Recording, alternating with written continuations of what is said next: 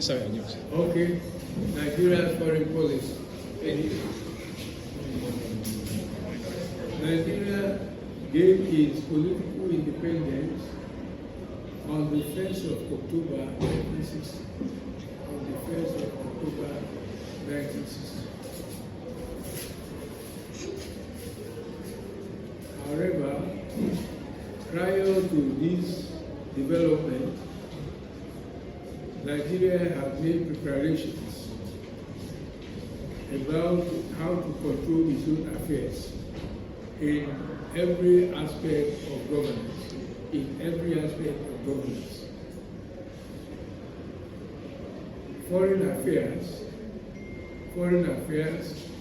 were one of these areas of governance.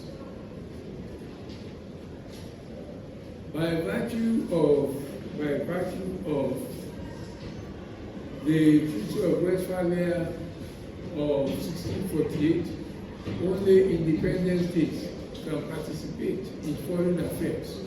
Only independent states can participate in foreign affairs. As a former colony,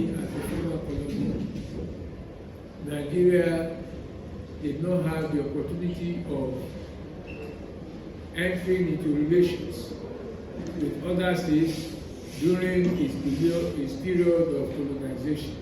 As a former colony, Nigeria did not have the opportunity to participate in relations with other states. These relations were largely determined by a colonial master. However, after independence, Nigeria assumed the control of our relations with other states of the world. As earlier mentioned, there are determinants of foreign affairs and foreign policy enumerated in the introductory class. What are these determinants in relation to Nigeria? What are these determinants in relation to Nigeria? Demography, geography, strategic location, the domestic conditions, and the situation of the international system at any particular point in time, the resources available to the country, as well as its national interests. How did this affect Nigeria's foreign affairs and foreign policy after independence? As a former colony, Nigeria's post-independence foreign policy and foreign affairs were affected by our colonial history.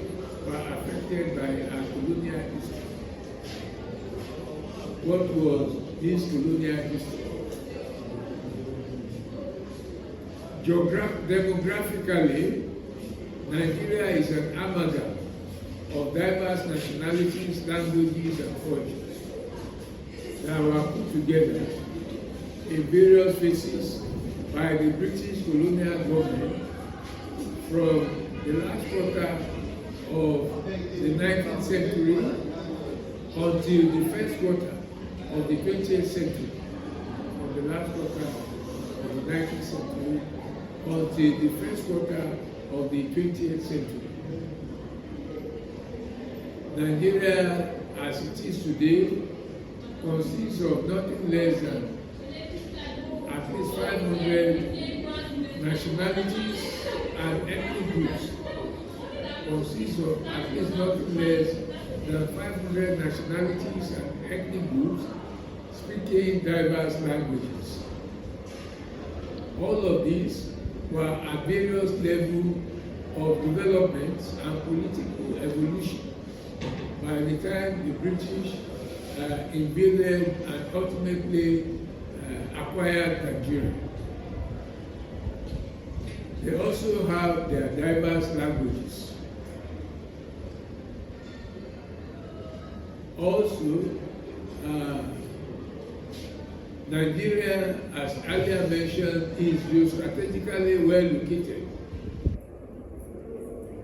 It is bounded to the north by the Sahara Desert, which is the largest desert in the world, covering a territorial expanse of 9,293,000 square kilometers, 9,233,000 square kilometers.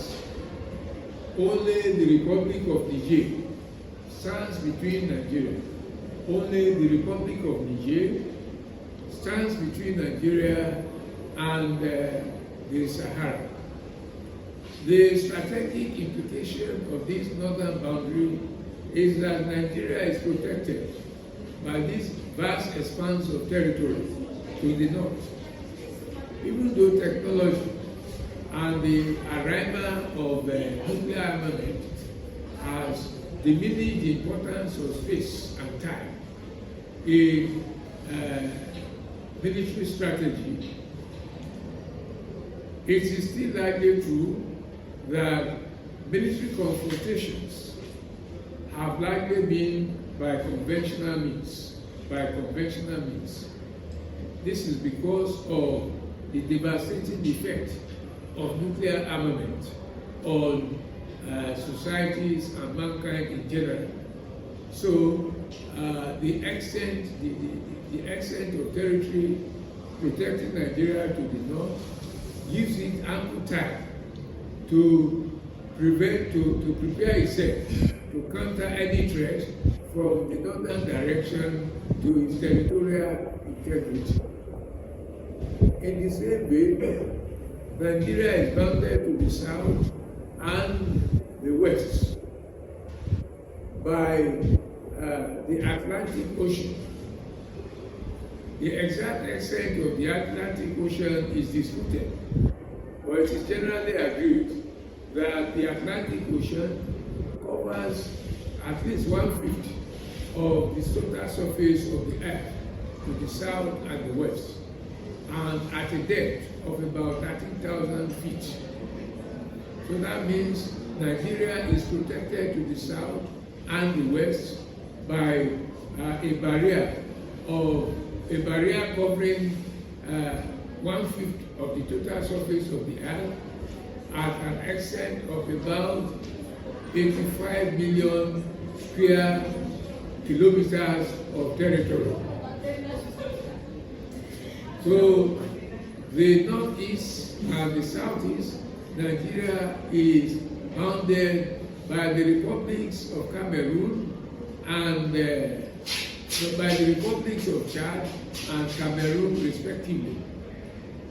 This means that geostrategically, Nigeria is very well positioned against threats ordinarily, and that means that unless Nigeria's immediate neighbors are allied to any foreign powerful country, Nigeria is relatively immune from external attack.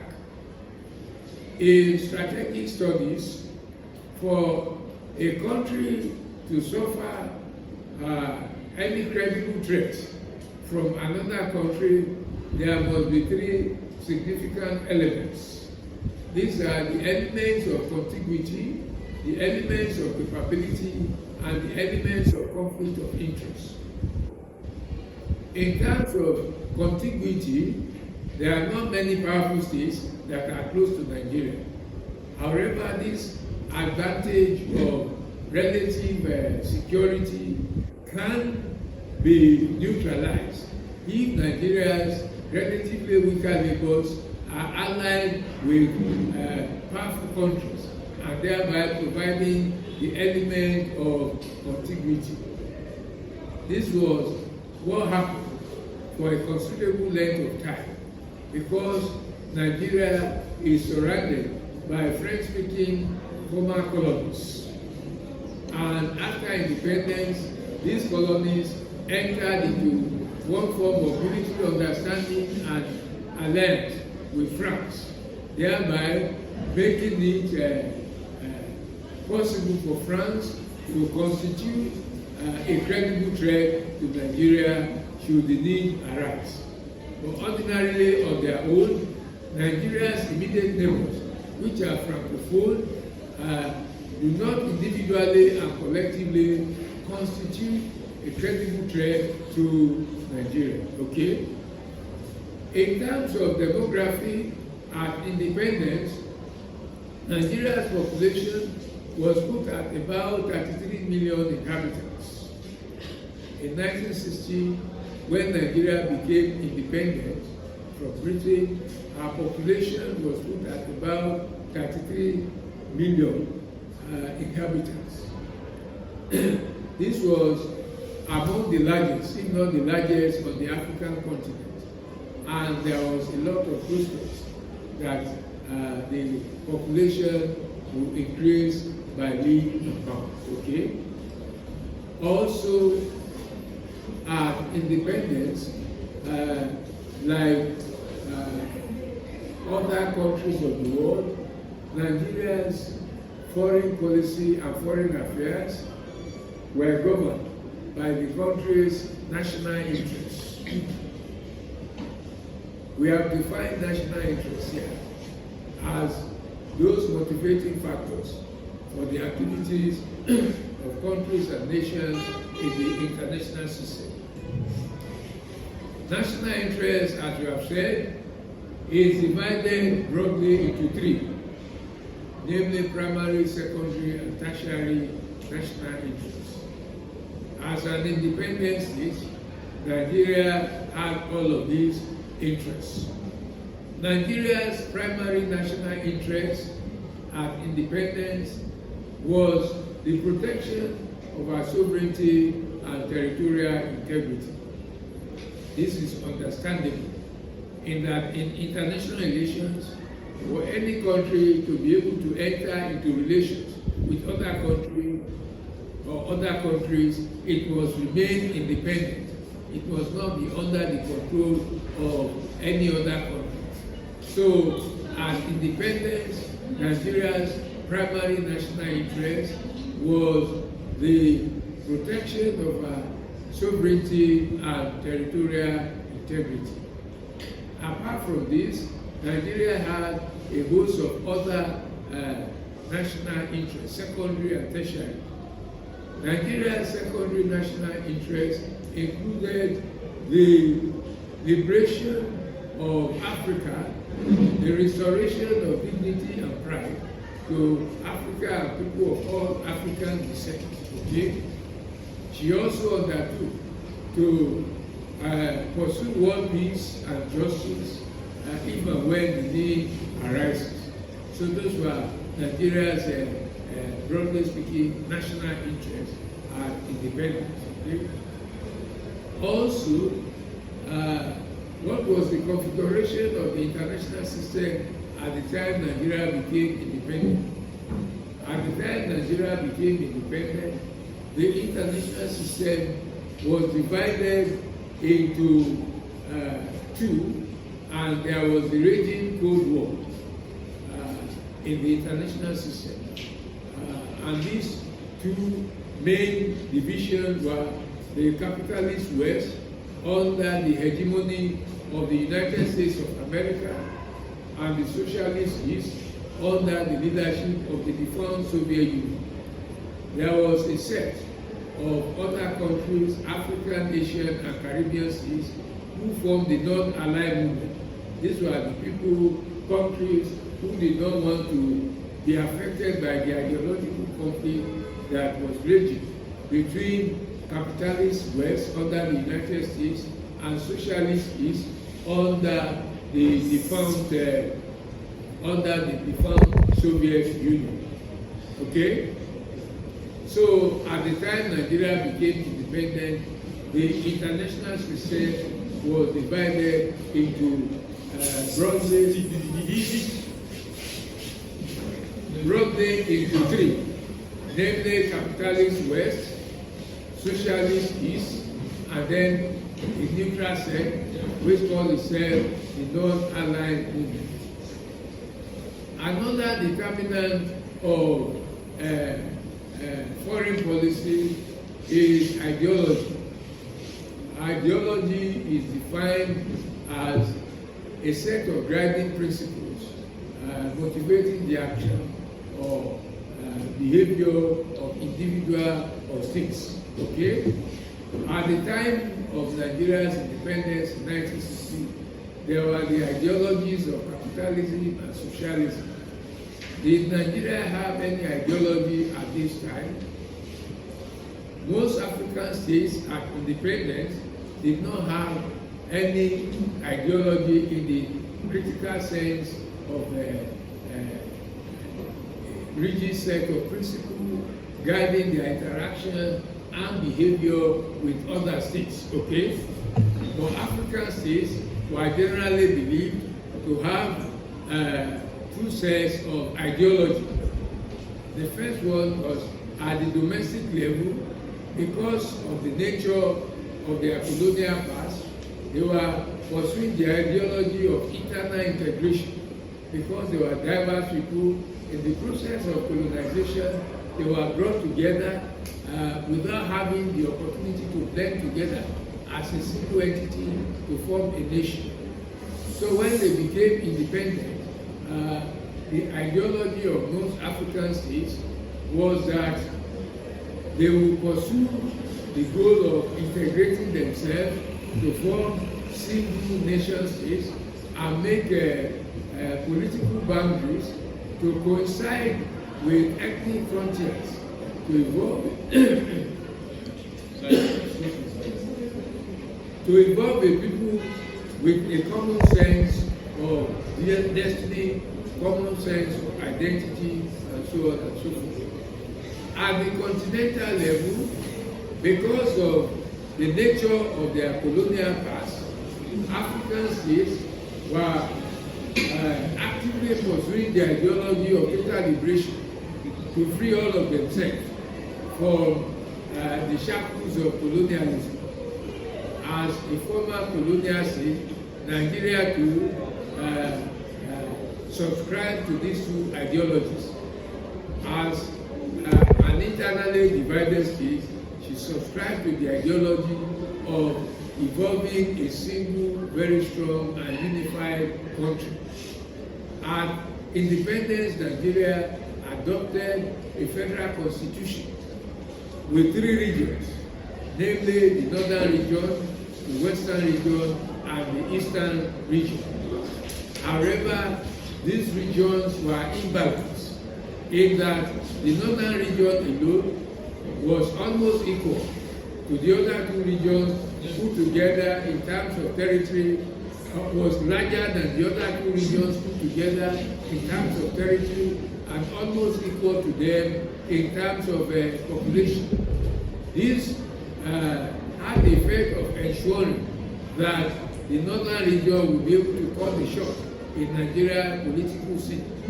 And Nigeria's federalism defied all the logic of federalism as propounded by theories and scholars of federalism. The most notable of these scholars was K.C. Wells, Kenneth Clinton Wells, that his view was that a federalism should be organized in such a way that no single part of it is large enough to be able to hold the others to ransom or to dominate the others. Nigeria's federalism did not comply with this principle, and so a lot of attempts had to be made to make sure that this federalism approach or attain the objective and goal of real federalism as propounded by theories of federalism as a system of governance. The first way of attempting this redress was in state creation. It was thought that with time, more states or regions would be created from the existing 3 regions in Nigeria. But as time progressed, it became clear that it was only in the Western region that a state was created in form of the Midwest state that was created in 1963. And a major reason for the internal political crisis of Nigeria was this political imbalance among its federating units. The fear of one of the regions dominating the other was a major reason for the internal crisis within Nigeria, which also affected its foreign relations with other countries. Subsequently, to redress this, efforts were made from 1967 to create more states by creating 12 states in 1967, moving these to 19 states in 1976, then in 1991, and so on and so forth, until you have the present structure of 36 states and the Federal Capital Territory. At independence, Nigeria depended solely on agriculture. Its economy and foreign transactions with other countries depended on the production and exportation of primary raw agricultural materials, such as cocoa, predominantly in the Western region, or in some parts of the Eastern region, particularly in today's Akwa Ibom and the Cross River states. Palm produce, predominantly in today's South region, okay. Groundnut from the north, rubber, and so on and so forth. It was the production and exportation of these raw materials that held the economy of Nigeria. There were also mineral resources in independent Nigeria. Among these were coal in the eastern part of the country, tin in Jos, gold, and so on and so forth. Even though it has not become the mainstay of the Nigerian economy, petroleum has been discovered as far back as 1956. Okay, in Oloibiri, it was later to become the mainstay of the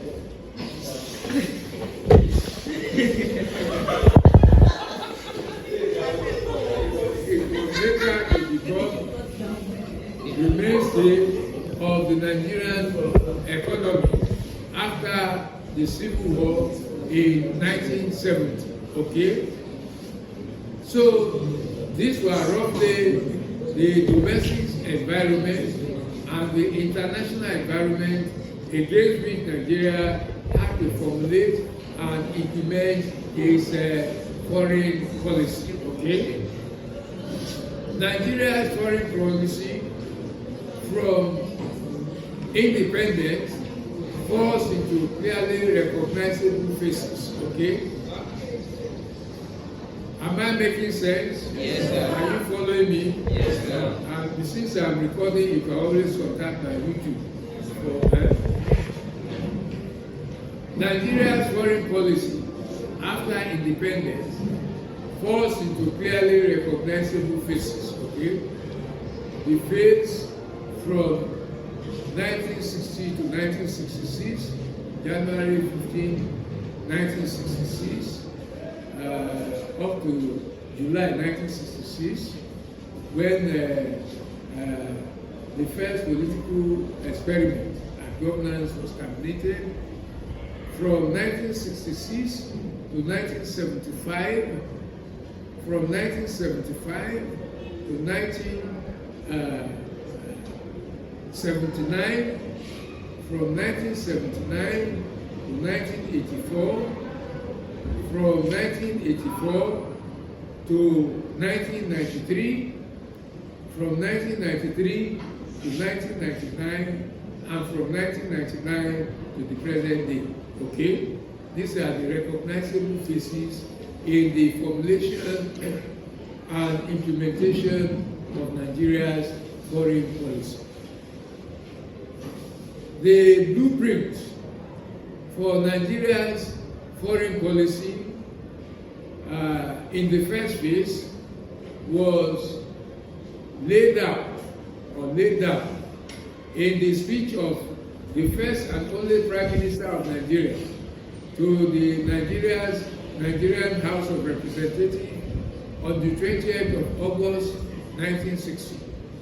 The speech of Balewa to the Nigerian Parliament, the Nigerian House of Representatives, on the 20th of August in 1960 laid down the outline for the conduct of Nigeria's foreign policy between 1960 and 1966. In this speech, Balewa made it clear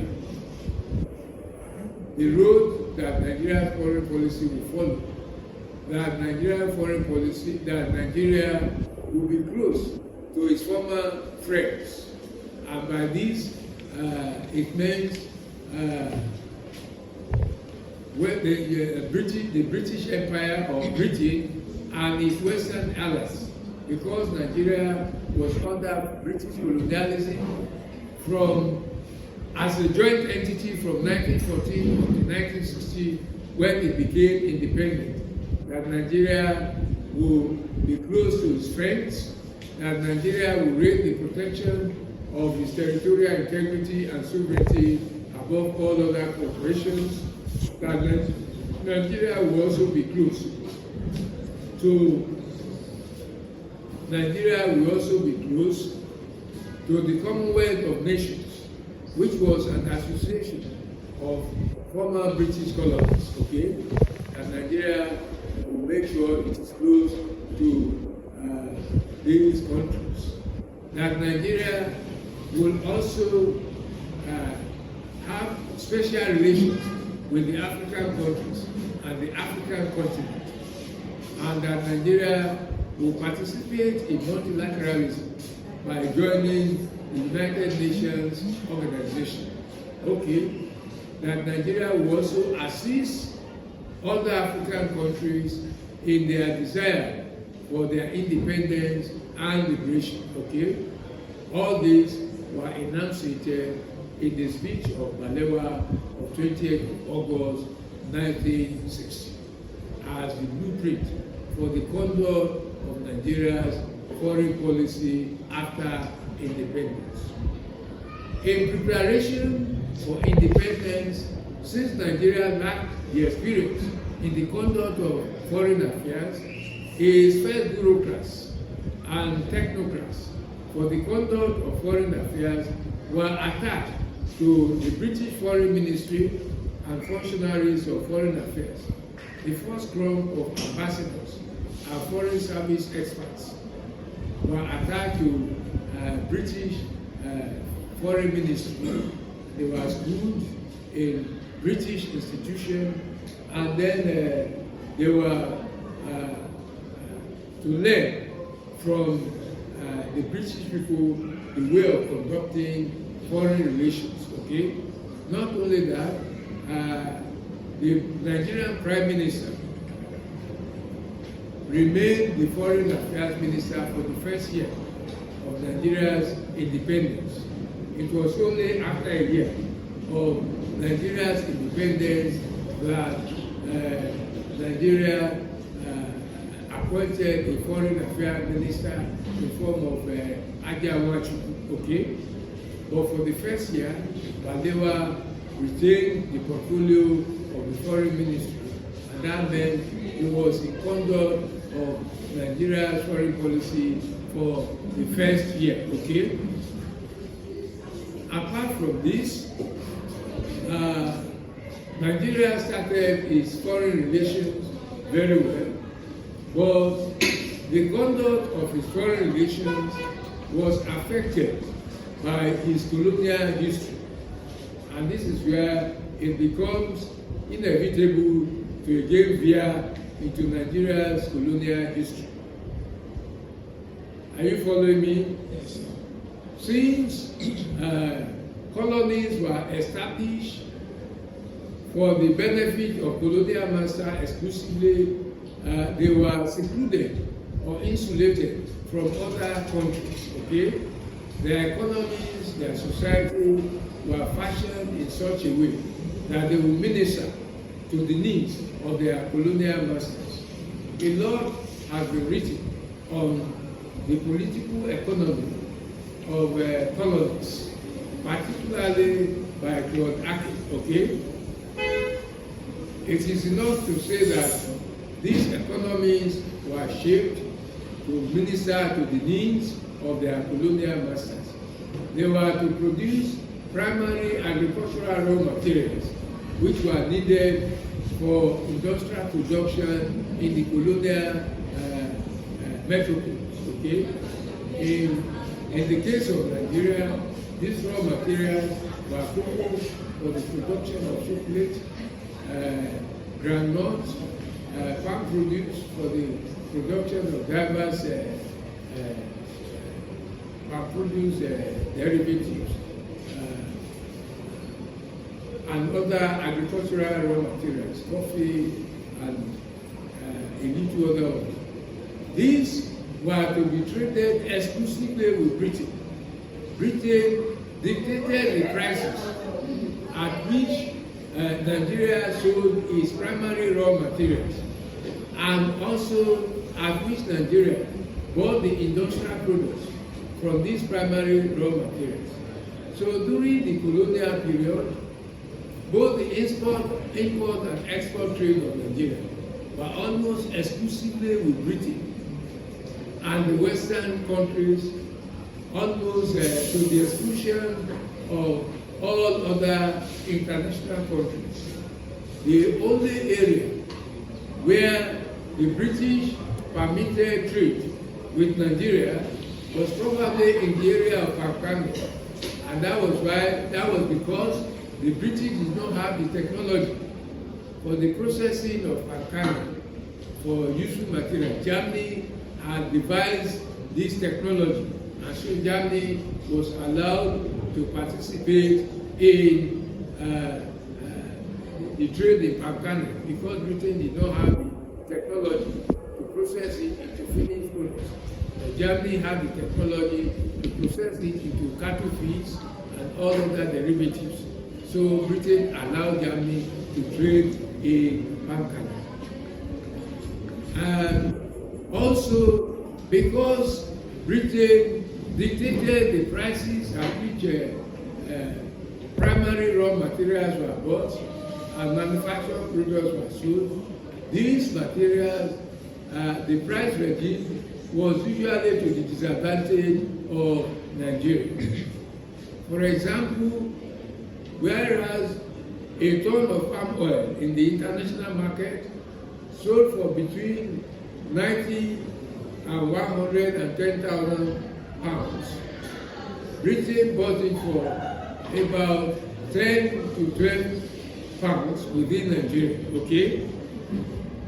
Apart from this, the profits from this trade were retained in Britain, and they form part of the Sterling Reserve at independence. The result was that at independence, Nigeria did not have the wherewithal to execute developmental projects at a time when she needed a lot of development. Education and other resources were limited because Britain was interested in education only for the production of manpower for its own bureaucracy and colonial needs. Other areas suffered considerable limitations, okay? With the result that at independence, Nigeria did not have the necessary manpower in these vital areas, even to administer itself. There were very limited number of doctors, limited number of graduates. I think about 10 graduates after independence, limited number, and Nigeria was far better than so many others. A state like Congo, for example, did not have any single university graduate when it brought its independence, like when Nigeria did. There were a few far between medical doctors and so on and so forth. All these had to be trained, had to be developed to run an independent state. Also, the management of roads, of railways, and all this in relation to the territorial extent of Nigeria was very limited, okay?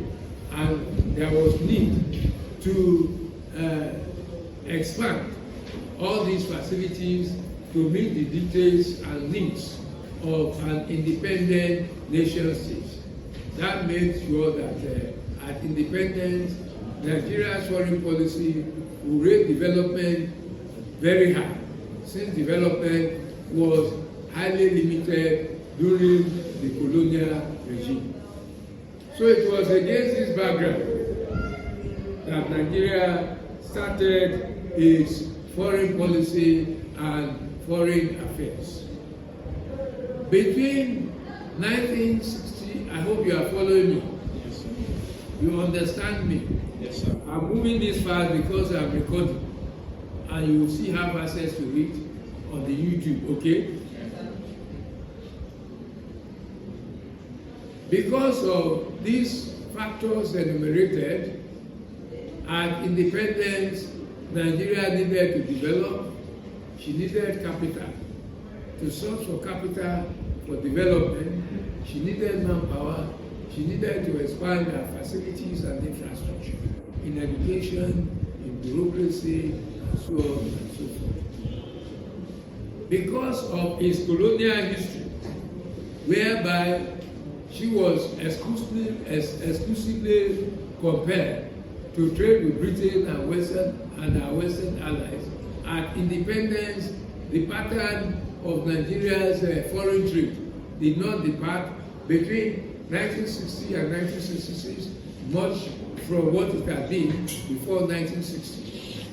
Britain alone accounted for nothing less than 40% of Nigeria's import and about 80% of its exports.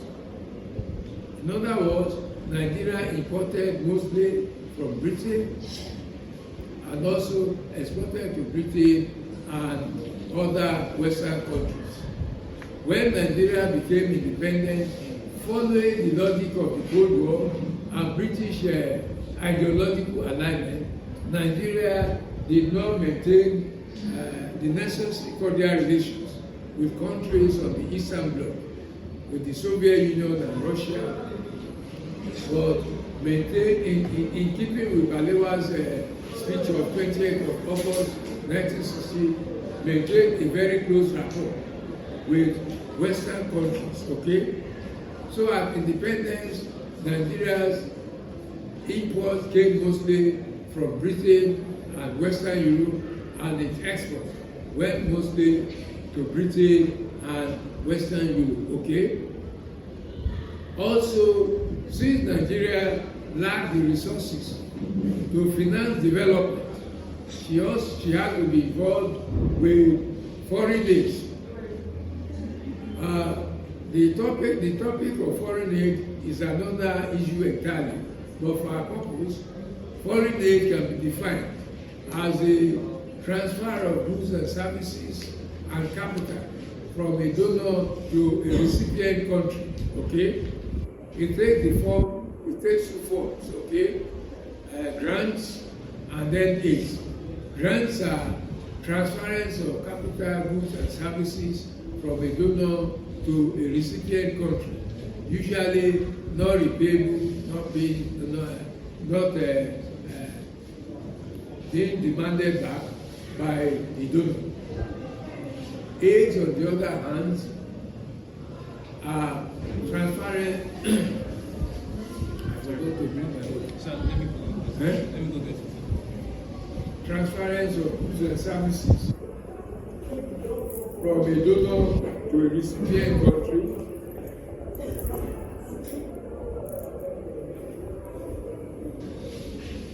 From a donor to a recipient country, usually at mutually agreed conditions. Because of Nigeria's because of Nigeria's colonial history, she had to be involved in foreign aid, that is, in the demands for the transference of capital, goods, services, and technical know-how from a donor country to a recipient country, okay? Because of our colonial history, Nigeria at independence was likely underdeveloped, okay?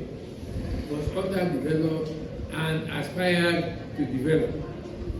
Development is a major concept in economics that has its own specific definition.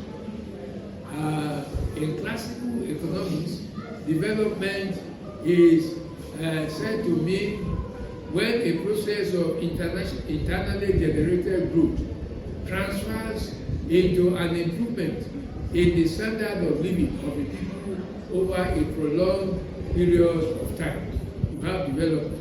When internally generated productivity transfers into an improvement in the standard of life of the people over a long period of time, you say it is development. It is different from growth. Growth is internally generated improvement in goods and services, leading to an improvement in the standard of life of the people over a short period. So development and growth are different, okay? But because of the colonial experience and history of Nigeria, development was given a different meaning. Development was given the meaning of making Nigeria and when other African countries to look like Western European countries. In other words, having more hospitals, having more roads, having more educational institutions, and so on and so forth.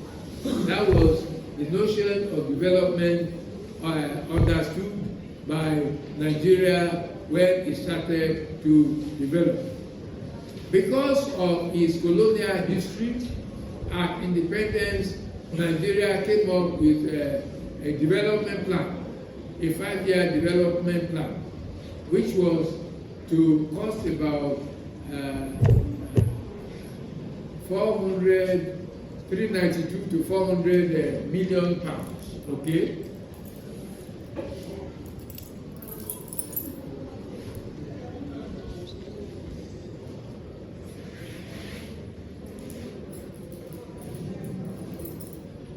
Out of this, more than 50% was expected to be sourced from development aids. In other words, Nigeria hoped to depend almost exclusively for external source, since the profit from its raw agricultural products were not repatriated to the country but retained in Britain. She did not have the wherewithal to finance development, either as understood in classical economics or interpreted in Nigerian understanding. Most of these resources came from Western Europe, from Britain and Western Europe. At least not less than 72% of Nigeria's foreign aid came, not less than 72% of Nigeria's foreign aid came from Britain and the Western countries. Also, in the bureaucracy, in the establishment and the governance of Nigeria, majority of the manpower were trained in Britain, either directly or through technical aid, okay? In the armed forces, for example, the officers' corps were all trained in Britain. We were nearly all trained in Britain. There were just minor infractions, such as the late Mai Malari, who was sent to Pakistan, and a few others who were sent to Canada and either Britain or British associated countries. the personnel of the armed forces were all trained by British-related sources. Okay? The weapons and equipment in the armed forces were nearly all procured from Britain. Okay? The tanks, the guns, and what have you were all procured from Britain. And this meant that Nigeria will have to depend on Britain for spare parts and materials for servicing all of these infrastructure. I've mentioned the foreign policy. The Nigerian foreign service personnel were all trained in British institutions such as Oxford and Cambridge and were attached to British foreign missions. Okay? At independence, Nigeria joined the United Nations. So between 1960 and 1966, there was very little or nothing to show that Nigeria was an independent country. Even though Nigeria, in the speech of Balewa referred to, did say that you have a special relation with Africa, Nigeria's relation with Africa was not as robust as should have been the case. When Nigeria became independent, there were many parts of African countries that were yet to be independent. And there was the apartheid regime in South Africa. There was also the minority and the racist regime in what is today's Zimbabwe, which was then Rhodesia. And the wave of nationalism condemned all of these developments of the African continent. Apart from that, because of the existence of colonialism and what Nkrumah has robustly discussed as neo-colonialism, there was a living school of thought about the need for the whole of Africa to integrate and become a single country for effective liberation and control of their own affairs. Kwame Nkrumah of Ghana spearheaded this, and to be able to attain this, it was generally felt that Nigeria needed to form a continental government.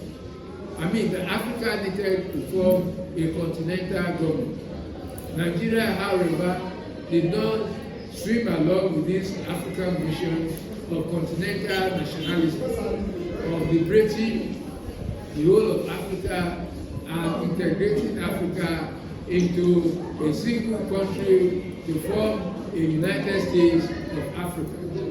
Efforts were all to form this continental body, and Nigeria was the major bloc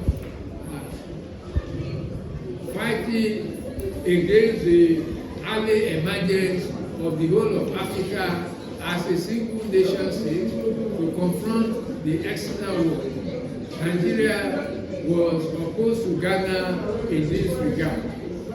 And also, unlike most other African countries, which vehemently opposed the existence of minority regimes and apartheid South Africa, Nigeria maintained a healthy relation with apartheid South Africa and the racist regime in Rhodesia.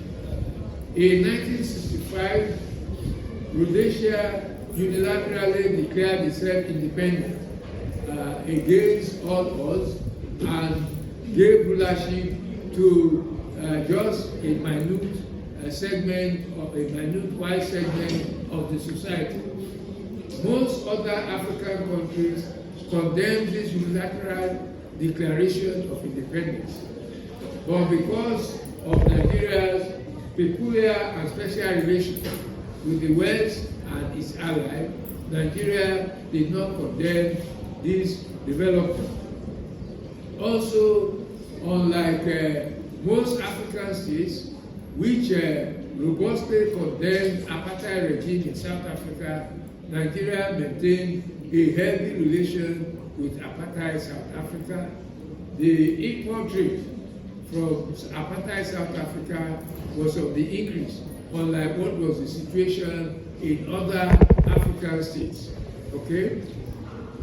And also, when other African states decided to break relations with apartheid South Africa, Nigeria still maintained its relations. In spite of this, Nigeria had other plots in its relations with other African countries. Okay? For example, it participated in the resolution of the crisis in the Congo. When it broke out, it submitted troops for peacekeeping operations in the Congo. In the same way, in 1964, when there was an uprising in today's Tanzania, Nigeria submitted or provided peacekeeping operatives who operated and participated in the resolution of the Tanzanian crisis. Nigeria's vehement opposition to the evolution of the continental government was responsible for the type of continental international organization, the Organization of African Unity, that eventually emerged. It was a compromise between the radical view of the Casablanca group and the Moroccan group. The debate about what should be the shape of the continental body to emerge in Africa divided the African continent into two.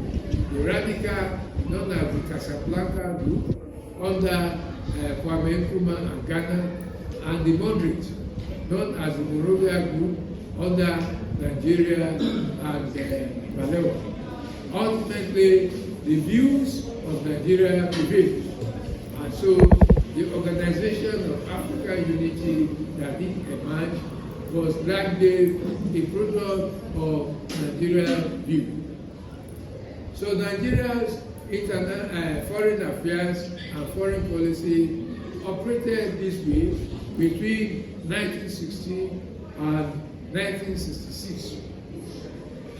On January 15, 1966, there was a coup d'etat in which the system of government in Nigeria was terminated, and there emerged a military regime. The leaders, most of the political leaders of Nigeria were killed, starting with the Prime Minister himself, the Minister for Finance, the Premier of Northern Region, the Premier of Western Region, and so on and so forth. In the same way, senior high-ranking military officers were killed from most other regions of Nigeria, with Brigadier Ademulebi, who was the commander of the 1st Brigade of Nigerian Army in Kaduna, Colonel Ralph Udende, several other military officers, Abogo, Lagema, and so on and so forth. All of these were killed, and there emerged a new government, military government. The military government, though did not prescribe the federal structure, abolished the federal constitution and attempted to introduce a unitary government in Nigeria, thereby changing the internal domestic situation, which was to affect the foreign policy of Nigeria. The change in government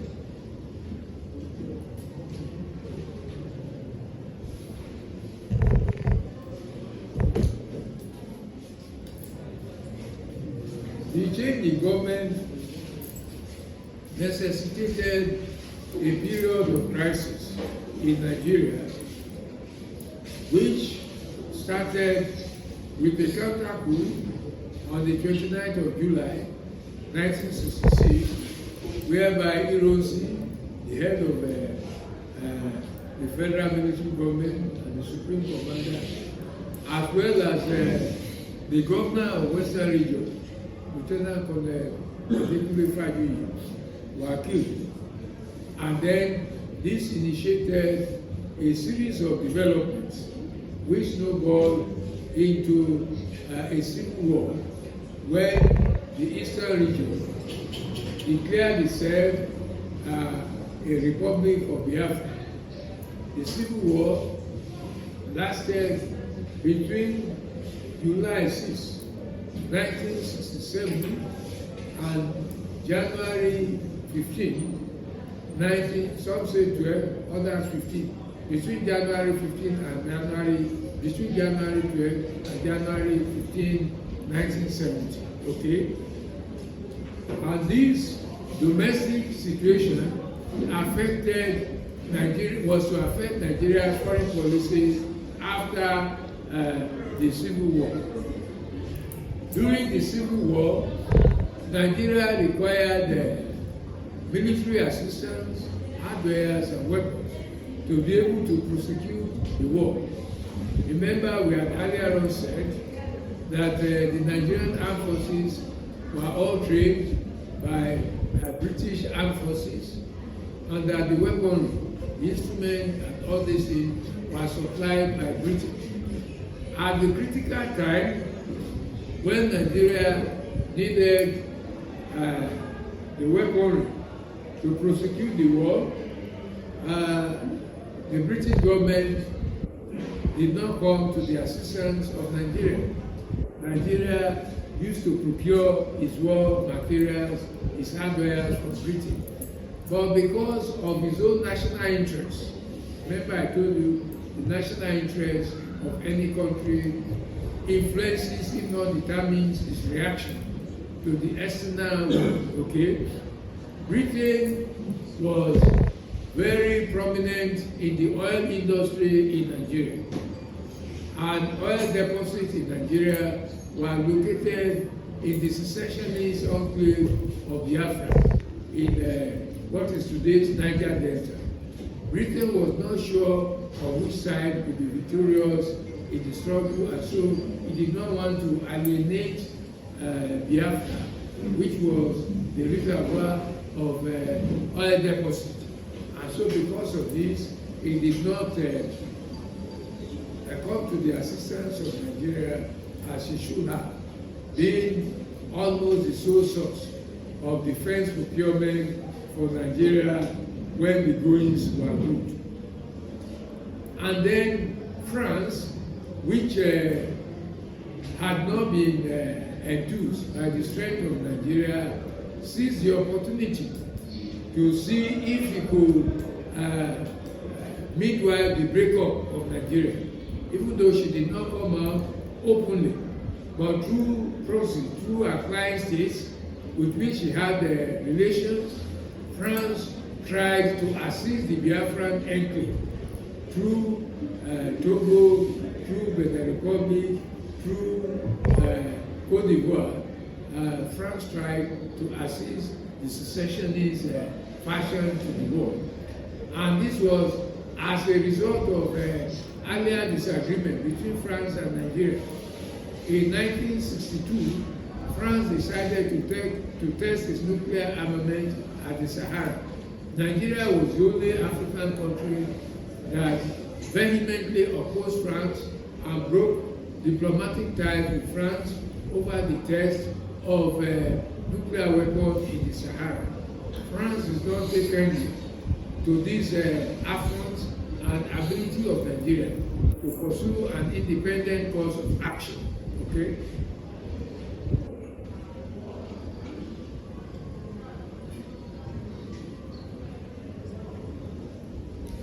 So after the war, during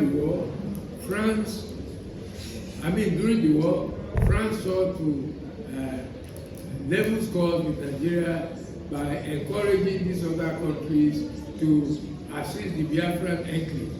As a matter of fact, Nigeria had to mobilize its forces and move to Sebeboda in order to intimidate the Republic and stop it from providing materials and assistance to the Biafran enclave. Okay?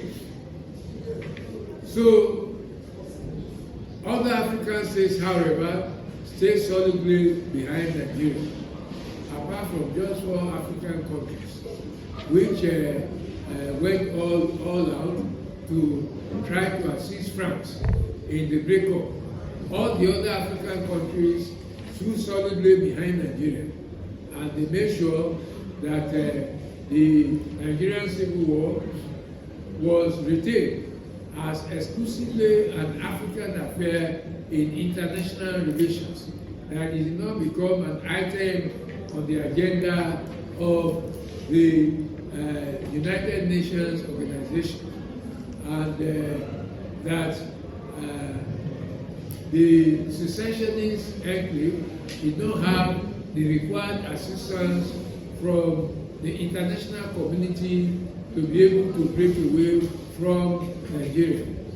I've been teaching insurgency in this school for a very long time. Insurgency is a situation whereby a group of people outside government want to either overthrow, to take over government, or prevent government from being able to perform a statutory function. The Boko Haram situation is a classical case of insurgency. But for insurgency to survive, to succeed, there are 2 critical elements. These are popular support, that's the support of the people, for those people who are outside government, for it to succeed, and then external support. External support, that's support from other countries, other stakeholders from outside the country. Okay? The secessionist bill did not have, but I have written in some of my lectures that the secessionist bill did not have much popular support outside the eastern region of Nigeria. Even within the eastern region of Nigeria, it didn't have popular support outside the Igbo-speaking people. If you have read the book by N.U. Akpan, The Reluctant Rebel, N.U. Akpan was the secretary to the government of the eastern region, yet he was not aware of the decision to declare Biafra an independent republic. That means N.U. Akpan was not an Igbo, okay? That means non-Igbos were not taken along in the decision to declare the Biafran republic. So, lacking a popular base that is not being supported even within the eastern region, not to talk of the rest of Nigeria, and shielded from external support, it was not a surprise that the Biafran experiment failed. It did not succeed, okay? So the Civil War ended. That experience of the Civil War affected the shape of Nigerian foreign policy from 1970 to 1971 until the war was overthrown and there was a takeover of governance by another military regime. Gowon profited from the assistance given to Nigeria during the Civil War, especially by the African countries. The African countries, apart from preventing Biafra from having assistance from the international community, also organized several conferences to try and resolve the Biafran crisis, the Nigerian Biafran crisis, or the Nigerian Civil War situation. They organized at Ebri, they organized at Kampala, they organized at Addis Ababa, all meant to spread the tide of this outbreak. And so, after the Civil War, the Nigerian government reappraised the internal situation of Nigeria and then refocused his foreign policy accordingly. And this was reflected in the redirection of Nigeria's foreign policy of making Africa the centerpiece of its foreign policy. I think my voice is cracking. I would like to stop here. Continue again.